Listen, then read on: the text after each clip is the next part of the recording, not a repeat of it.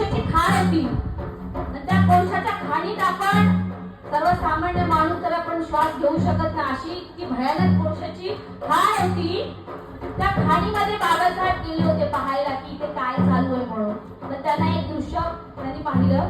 एक मुलगी होती, 9 महिन्याची गरोदर होती आणि ती 9 महिन्याची गरोदर असताना ती कोळशाची फाटी तिच्या डोक्यावर होते. ती खालून वरती घेऊन जात होती चढत.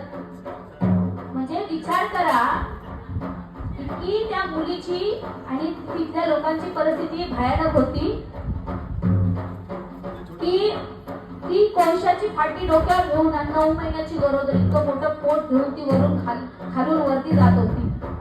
बाबासाहेब म्हटले की माझ्यासारख्या माणसाला इथे श्वास घ्यायला जमत नाहीये, ही तर मुलगी प्रेग्नेंट आहे, इतकं कठीण काम करते. बाबासाहेब इमोशनल झाले. तो क्षण बघून